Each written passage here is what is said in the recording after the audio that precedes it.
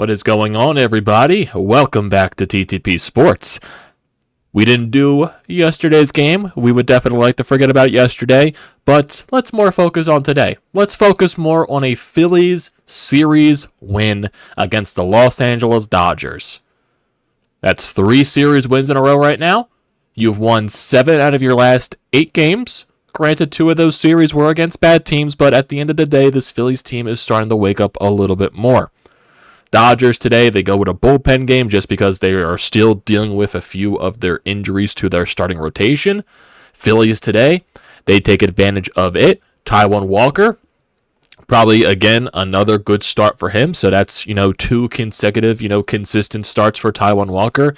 And he's actually been, pretty good in the month of June for the Phillies. I believe he has a sub-2 ERA in the month of June. So, hey, at least maybe that shows that Taijuan Walker is starting to get more comfortable, and he's starting to showcase what he, can be when he is on his game. Phillies offense, basically throughout this game, every time the Dodgers tried to chip into the lead, the Phillies responded. Nick Castellanos with a huge home run. Bryce and Zack getting a couple of RBIs in. Bryce Harper getting a couple of runs in as well. Cody Clemens, continues to do his thing. I believe the broadcast said he has a 6-game hitting streak in this game. Some guys coming out of the bullpen were a little bit shaky. Jose Alvarado, he's definitely showing signs of, coming back from a long injury that kept him off on the shelf for a little bit, so I think he's still showcasing some rust there. I think over the long run he'll be fine, but it was kind of sketchy there, bases loaded, you get the force out, and then he strikes out the last 2 batters to end off that inning. Gregory Soto allows a home run, Sir Anthony Dominguez allows a home run. Craig Kimbrell was basically the only guy coming out of the bullpen to have a clean 1-2-3 inning, but that was basically when the Phillies were up and basically the game was over at that point. But hey, it's always nice. It's always nice for your offense to respond after the opposing team tries to chip into your lead. Always feels nice, and no doubt it does. So basically, looking throughout this game, the summary for yesterday's ball game, they lost to a young guy that came up, and he's, he has almost a sub-1 ERA at this point. He was really good out there. Nola yesterday started off solidly, but as the game went along, 2 outs became an issue for him for some reason, and he just kept allowing runs. So I gave Nola some faith yesterday, and he let us down again. So I guess this is just what Nola is going to be the entire year. He has 1 really good start, 1 really bad start, 1 really good start, 1 really bad start, 1 really good start, 1 really bad start, 1 really good start, 1 really bad start. Maybe a mediocre start in between, but it's good start, bad start, good start, bad start. Hasn't been consistent with him. Basically the entire summary of the entire Phillies rotation. But Taijuan Walker, Ranger Suarez were really good in this series. I kind of wish Taijuan Walker went a little bit deeper in the ball game just because he only went 5 innings. He goes 5 innings strong, 2 hits, 2 walks allowed, 5 strikeouts on 83 pitches. He did get into a couple of situations, but he managed to get out of it, no harm done. Kind of wish Rob's leash was a little bit longer. I can understand you're trying to win the series, so basically yesterday with, the blowout that happened, you really didn't have to use your best arms out of the bullpen. You just used Hoffman and all that stuff, so I can understand that situation. I just kind of wish the leash for Walker was a little bit longer. Maybe just go 1 more inning in the 6th. Then you don't have to use all of Sir Anthony, Soto, Alvarado, and Kimbrell in 1. But hey, you won the series. That's all that matters. You won the homestand. You've only lost 1 game on this homestand. I believe you went 5-1. 3 series wins in a row. Like I said, you won 7 out of your last 8. You're 1 game now below 500. You are 32-33. You're 19-11 at home. And now you're going to go on a nice little road trip right here out on the West Coast. Again. My God, 3 separate West Coast stints. You're eventually going to have another one when you finally go and play the San Diego Padres. So that's eventually going to happen. But this is like the 3rd goddamn West Coast stint in the first 3 months of the year. My God. Arizona and Oakland. 4-game series with the Arizona Diamondbacks, which is going to be a very tough series. I don't know what my expectations should be because I know last year we really struggled in Arizona. Remember those games where we scored like 10-plus runs and then we blew it somehow? And then we just couldn't do anything in that series. I think we won 1 game, and that was when Bailey Falter was on the mound. But last year, Arizona, Chase Field, over the past couple of seasons, it's kind of like San Francisco. Another ballpark out west we can't win in. So I don't know what my expectations should be. But this team is playing a lot better baseball. So maybe they get their revenge from losing the series at home to the Diamondbacks a couple of weeks ago. Maybe they get their revenge then. Maybe and possibly so. Gotta wait and see, though. Gotta wait and see. Did they lose that series to the Diamondbacks? I believe they did. I think they did. Yeah, that was when Trey Turner hit the game-tying home run in the ninth, and then they eventually won it in extra innings. I believe that was it. Or was that the Toronto game? It was the Arizona series or the Toronto. I don't know. I don't know. I'm losing my mind here. But overall, should I say split in Arizona? Just because they're a really good young team and they're stringing together wins. A lot of the young guys are nasty. You're not facing Zack in this series, so maybe you can squeak out 2. Basically, I would say maybe 2 is acceptable for me, splitting this series against a really good opponent.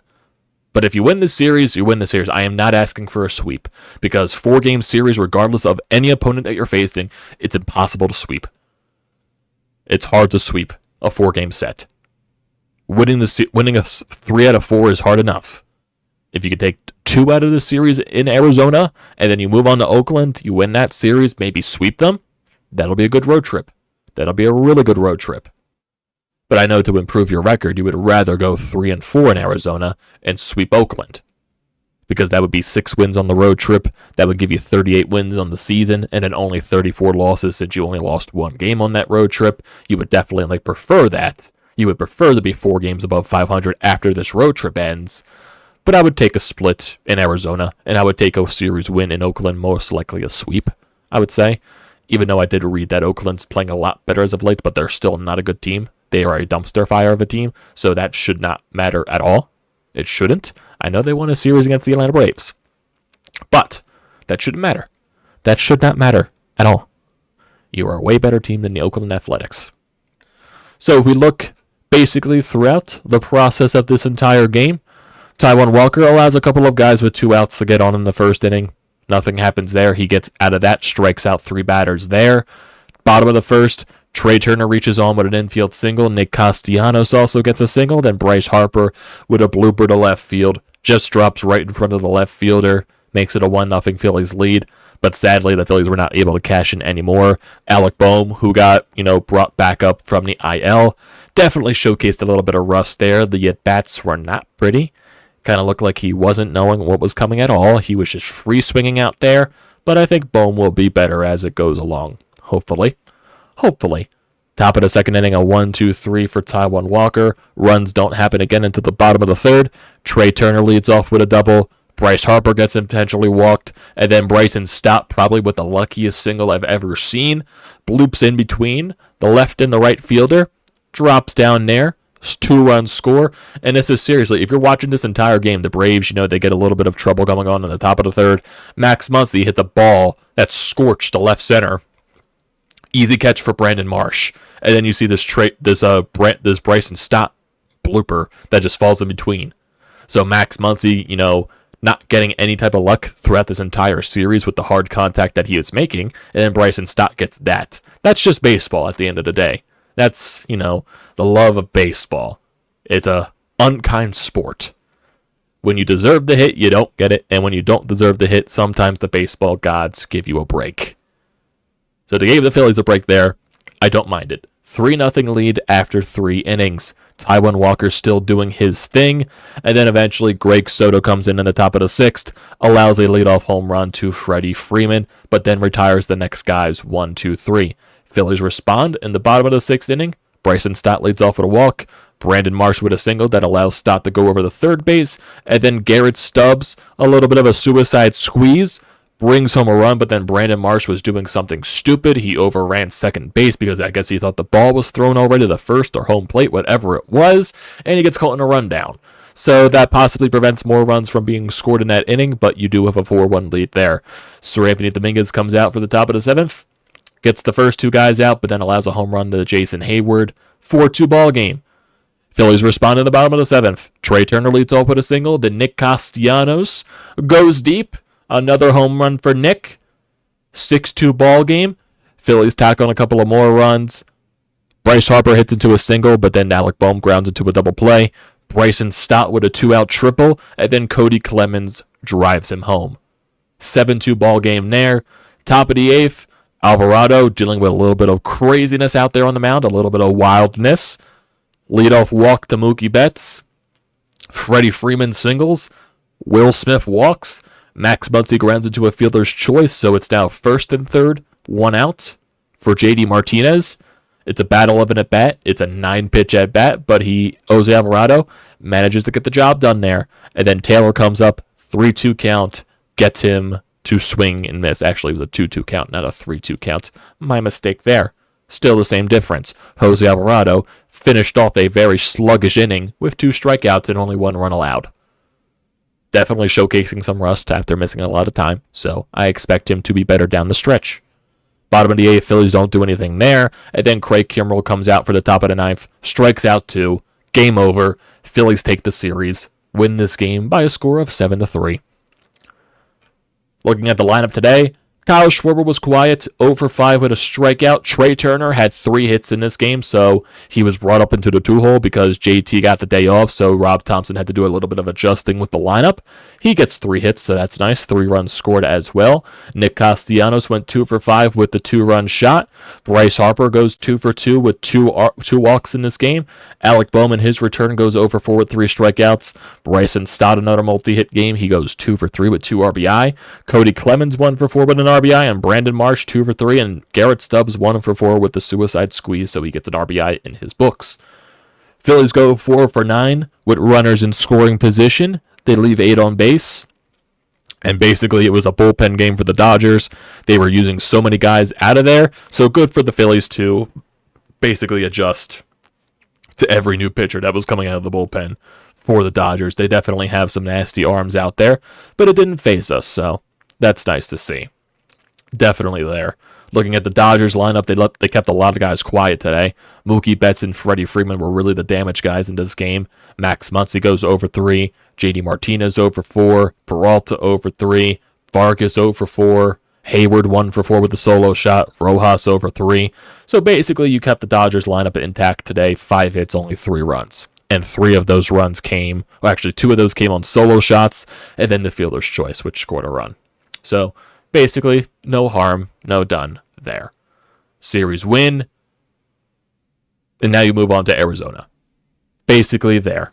And if we look at the standings, I believe both the Atlanta Braves and the New York Mets lost today. So that's definitely some huge things in terms of the NL East. You are now a game and a half ahead of the New York Mets. They got swept by the Pittsburgh Pirates, I believe. So you're now 8 games back of the Atlanta Braves. You're actually 4.5 games behind the Miami Marlins. They just continue to win, regardless of their run differential. So that either shows me they're playing way above their heads, or something's just not adding up, because they are allowing runs, and they're not scoring enough runs. So I don't know what that means. And they're still doing this without Sandy Alcantara, pitching to a Cy Young form. So imagine if he was pitching to a Cy Young form. You have to wait and see there. They're 8-2 in their last 10 games. They have won 2 in a row.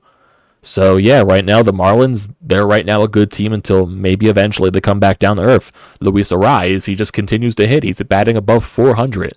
So maybe that's the reason why they're winning so many games, because the guy just doesn't stop hitting. Maybe that's a reason why. Who knows? But you got to do better on the road, though. You're 13-22 on the road. So definitely this is the stretch to probably, fix that, I would say. In terms of the wild card, you are a game and a half behind in the wild card. You trail the Milwaukee Brewers for that last wild card spot. The Marlins, they hold the second wild card spot, and the Los Angeles Dodgers, they hold the first. You are also behind the San Francisco Giants, who are a half game behind the Milwaukee Brewers. You're also ahead of the Padres, the Reds, the Mets. It's very neck and neck here. A lot of below 500 teams. That's just the weirdness of baseball this year, I guess. Looking at the rest of Major League Baseball's standings, the Rays, they're still the Rays. They're 48-20. The Orioles, they're 41-24. Yankees are 38-28. The Blue Jays, they're 37-30. And the Red Sox are 32 and 33. I'm actually watching Yankees Red Sox behind me, or in front of me, whatever. The American League Central, it's still a terrible division. Not one team in that division is above 500. Not one. The Minnesota Twins, they're 33 and 33. The Guardians are 31 and 34. The White Sox are 29 and 38. The Tigers are 26 and 37. And the Royals, they're 18 and 47. The American League West, Rangers still have basically a grasp on that entire division. They're playing fantastic. They're 41 and 23, even with Jacob deGrom going down with Tommy John surgery. He's going to be out for a while. Most likely, I would assume he's missing next season as well. So basically, I feel bad for the guy, but he was just a Tommy John surgery waiting to happen at this point with all the arm injuries he was having over the past couple of seasons. That just sucks, though. But they're still playing good baseball regardless.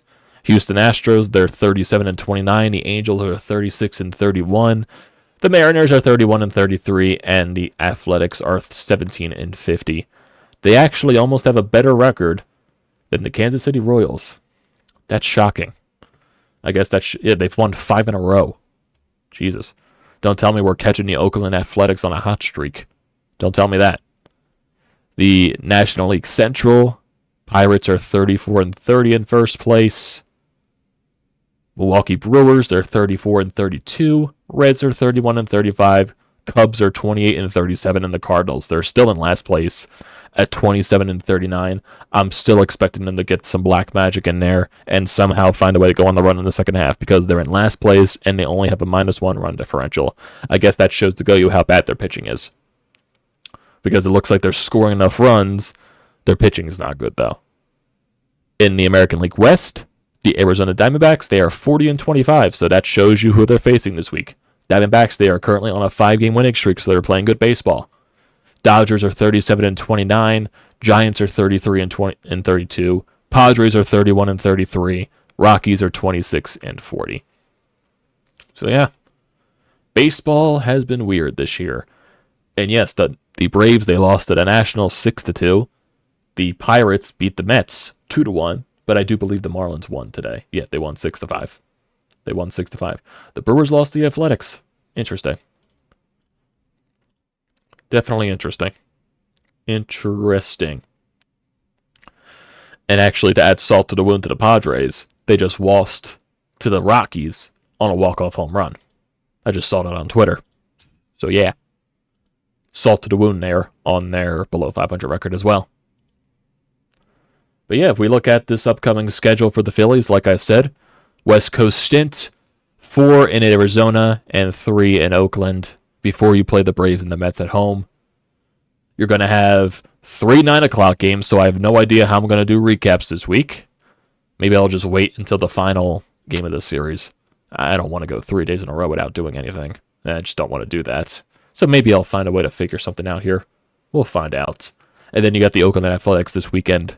1 late game and then 2 4 o'clock games, so that's not as bad.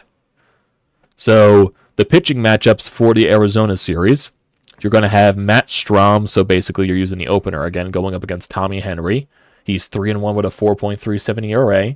His last outing, he gave up 5 runs to the Nationals, so maybe he's coming in a little bit cold, hopefully. Zack Wheeler will be going on Tuesday against Zach Davies. He is 1-1 with a 4.68 ERA. Third game of the series, Rangers Suarez is going up against Merrill Kelly. Merrill Kelly has been very good. 8-3 with a 2.92 ERA. And then the final game of the series, Aaron Nola going up against Ryan Nelson. 3-3 of 4.95 ERA. I wouldn't say it's the pitching besides, Zach Gallen and Merrill Kelly. I would say their pitching is not the biggest strong suit for this team. Their offense has been really good this year. Corbin Carroll and all that stuff. A lot of young guys on that team. Very lively bunch. They're a good team this year. It'll be a tough test for this Phillies team. Did they lose that series against the Diamondbacks in Philadelphia? Yes, they did. Yes, they did. Okay. I think that was the game where Trey Turner helped them win in extras. Yes, it was. Yes, it was.